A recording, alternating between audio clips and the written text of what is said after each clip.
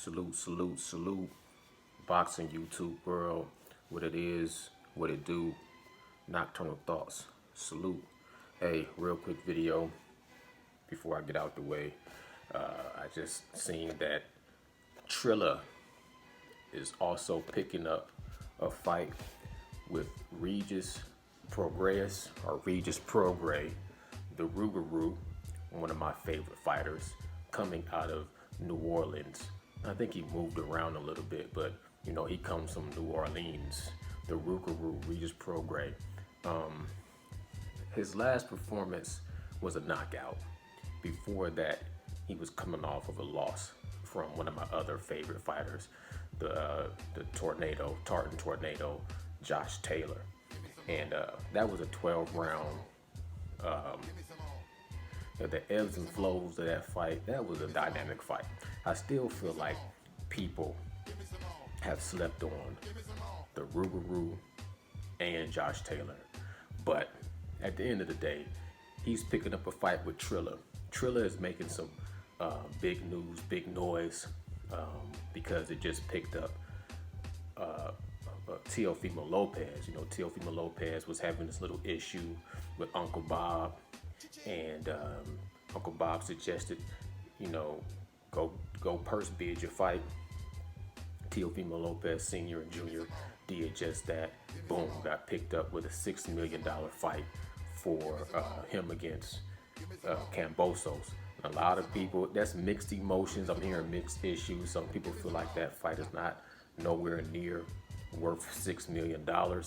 But, you know, kudos goes out to Teofimo Lopez Sr. and Jr. for making the move, for making a fight that's trying to be, you know, a trailblazer and make their own lane. You dig? I can respect that. And hopefully he can go from Cambosos to bigger and better fights. On that undercard, because I think they're doing it like some kind of a co-main event, like Teofimo Lopez is going to be like a co-main event, possibly with Mike Tyson and the real deal Evander Holyfield. That's kind of what I'm hearing, more solid. I'm not 100% sure. You know, we'll know when we know. I will know when I know.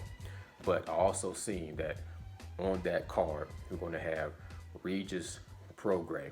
Regis Prograis was also, to me, kind of like bouncing around in between promoters. He was kind of like an independent free agent where he hadn't really signed a long-term contract with anybody. Like, I think he tried his you know, he tried out a little bit with PBC, and that might not have worked out how he wanted it to, and he was kind of like out there floating around. And now I don't think they really went into detail.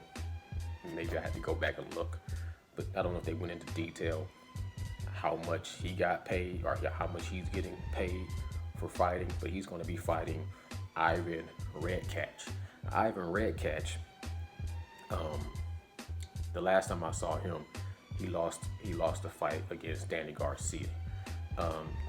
Kind of a gritty, tough dude, but he's southpaw, and he's durable, but not real crafty. You know, he doesn't bring a lot to the table as far as offensively. He can take a beating. He can definitely take a beating. I don't even think Danny Garcia knocked him down, and we all know Danny Garcia is known for having you know, that counter punch, no look left hook that have put, you know, most people on their backsides. And from what I can remember, he just was beating Ivan Redkach from pillar to post, but he never was able to do to Ivan Redkach what he did to Granados. So Ivan Redkach, after I seen him, you know, take that 12-round beating against Danny Garcia, the next time I remember seeing him was sparring against Gervonta Tank Davis. That was like the leaked footage of Tank sparring, you know, a bigger dude, and they only showed a little snippet of him almost catching a knockdown, which I still think that was a little bit blown out of proportion. You know, I think they just kind of edited out a good moment that Gervonta Tank Davis was having in that sparring match, and I didn't really put too much behind it. I think Ivan Redcatch is durable, tough, um, just just not too. He doesn't present a lot of problems. I think he's like a, kind of a one-dimensional fighter. You dig what I'm saying? Two-dimensional fighter. Um, like I said, he's a southpaw. Southpaw is always going to present a problem for majority of fighters. Even though Danny Garcia, to me, they said Danny Garcia had, the kryptonite for southpaws. That didn't show up when he fought against Errol Spence. That was the main concern with Danny Garcia fighting Errol Spence, is that he was going to catch him with that hook, and he never had the opportunity. Errol Spence outclassed, outperformed, outboxed Danny Garcia unanimously 12 rounds. It was beautiful. I salute him. But Regis Prograis. I think Regis Prograis is looking for that big fight. He's looking for that, that opponent that's going to. I think him fighting Ivan Redcatch, I definitely give him the advantages. The advantages with skill, power, ring IQ. I like Regis Prograis can stand in the pocket, and he has so much movement with just his upper body that he's able to come up with a lot of counter punches with a lot of power on him that can knock you out. If he has opportunity, he's going to dog you. You know what I'm saying? Regis Prograis to me is an all-around great fighter. His defense is really elusive. His offense is there. The only thing that I feel like Regis Prograis doesn't have is very, very good footwork. Like, I would like to see Regis Prograis change up to where he can fight just as well on the back foot as he can on the front foot. I think I don't even really consider him to be front foot dominant. To me, he likes to stand his ground, and then he likes to pivot around from the up top, and then he can catch you. You know what I'm saying? Because he's so elusive when you're throwing punches, he can kind of sit there and dip and dodge all those punches and come back up with counter punches with power and put his opponents away. But I would like to see him work on his ability to have defense and offense on the back foot. I think that will complete his style if he is looking forward to trying to mix it up with Josh Taylor again. So we'll see how this all shakes out. I know they were campaigning for Regis Prograis to fight Adrian Broner because they felt like that would be a fight that was easy to sell. Both of those guys are articulate and outspoken. Adrian Broner can always bring the crowd and sell the crowd. You can see even after he just took a layoff of 2 years and came back and fought a no-name Santiago, it still created some kind of buzz, even going against Burchell versus Valdez. Some people still tuned in to see what Adrian Broner was going to do. So Adrian Broner coming off a Santiago fight, and you get Ivan Redcatch versus Regis Prograis, which I believe Regis Prograis is going to probably be able to win 12-round decision, maybe a 10-round knockout. Mark my word, 10-round knockout or a 12-round decision. Regis Prograis, maybe they can line up a fight between Regis Prograis versus Adrian Broner, and both of those guys, that creates that arch rivalry, that yin versus yang, and that perfect component to get a big fight and to elevate the person's career. Because I think Adrian Broner is still in there. He is still in. Don't be twisted. Like I've always given I lend the nod to Regis Prograis versus Adrian Broner, but we don't know because Adrian Broner is still sort of young. He definitely has put his life through the gauntlet, but I feel like he has a heart that, if he pushes himself to the limit, he's still a good enough fighter to go in there and win against Regis Prograis. I just give the nod to Regis Prograis because of Adrian Broner's inactivity, his lack of letting his hands go, and he's been kind of fighting in a style that I felt like he would lose to Regis Prograis because he just wants to kind of take one shot at a time, pop shot, stand back, enamor, take a picture, and adore his last shot, then throw another shot, then wait a little bit, then try to catch you with another counter, and then he want to, be on the offense and shoulder roll, and then he want to try to come back with another, And Regis Prograis, to me, is going to let his hands go. Regis Prograis is going to get in the inside, and he's going to dodge all those little 1-2 punches, and he's going to come back with combination punches, and it's just going to look better, and he's going to do more damage. But that's not to say Adrian Broner can't show and improve. I know we count Adrian Broner and we write Adrian Broner off, but I think he won that fight against Santiago fair and square. I don't think that Santiago won that fight, but I think Adrian Broner still didn't do enough to convince people that Adrian Broner can still be a problem. So Regis Prograis, Adrian Broner, I think that still generates and creates enough tension and enough mystique that it get people to pay attention, because it's still an unknown. Like Canelo versus Yildirim was not an unknown. We all knew how that was going to play out. 2-round, 4-round knockout. It ended up being a 3-round knockout. Most people was predicting a 2-round knockout. The other people was predicting a 4-round knockout. Lo and behold, it landed in the middle with the 3-round knockout. We knew that was going to happen. That's why I like the Errol Spence versus Danny Garcia, because it had a little bit of an unknown factor. Terrence Bud Crawford versus Kell Brook, there was no unknown factor. We knew how that was going to shake out. You know, that's why people are giving Canelo Alvarez so much criticism, because we knew what was going to happen against Caleb Smith. We knew what was going to happen against Yildirim, and we kind of know what's going to happen with Billy Joe Saunders and Caleb Plant. But we don't know what's going to happen if he fights Jamar Charlo.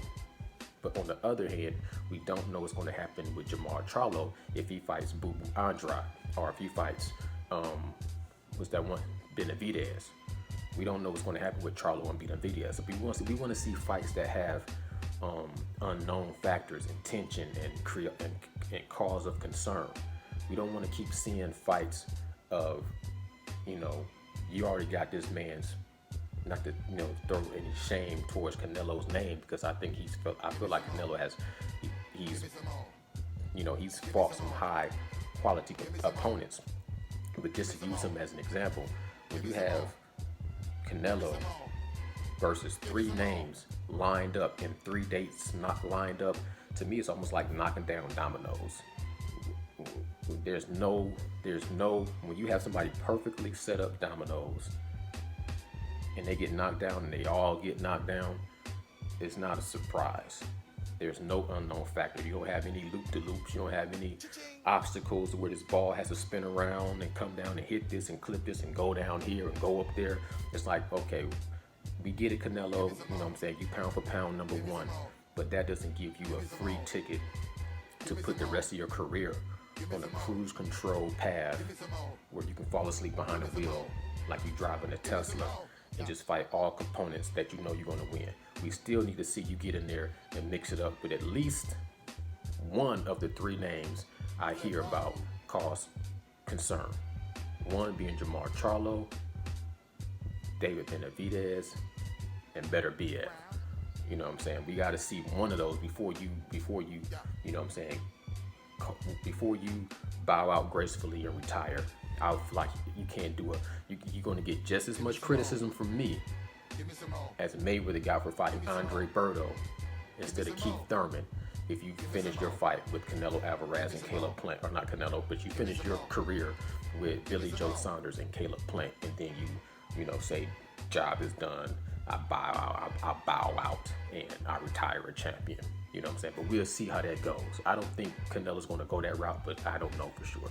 Anyways, Regis Prograis, Ivan Redkach, that's going to be a decent little fight, because Ivan Redkach is durable and tough, but he's going to come and present, a 12-round challenge, 10-round knockout, and then Ivan Redkach can go in there, throw his name in the hat with, you still got the winner between Jose Ramirez and Josh Taylor. We don't know how that's going to shake out, and then, it's still going to have a situation with Teofimo Lopez might be up next to fight against Regis Prograis if he can't get that fight with Josh Taylor. If he can't get that fight, let's see how that goes. Because I, for one, feel like after he fights Kambosos, he should be going for the winner between Jose Ramirez and Josh Taylor. But if he can't get that fight, I feel like he should look at fighting Devin Haney. And the only thing that I feel like possibly is a legitimate reason why he shouldn't fight Devin Haney is if he can't get down to 135 again after he goes up to 140. But that's a sliver, because to me he can make 135 if he just made it, if he just made it for Lomachenko, and he's going to be able to make it for Kambosos, and he doesn't go up to 140, then he should be able to, stay at 135 and fight Devin Haney. I'm kind of all over the place with that thought. But I don't want to see him go up to 140 and fight too many times and then have like that Roy Jones Jr. effect when you try to come down at 135 again and then you suffer a defeat. That's like what Kell Brook did fighting Triple G, or what Roy Jones Jr. did fighting Ruiz and coming back down and losing to Antonio Tarver. If you're going to go up to 140 and stay at 140, have Devin Haney come up and meet you at 140. Have Ryan Garcia come up and meet you at 140. You know what I'm saying? And I don't expect for Gervonta Tank Davis to come up to 140. I think Gervonta Tank Davis stops at 135, to be honest.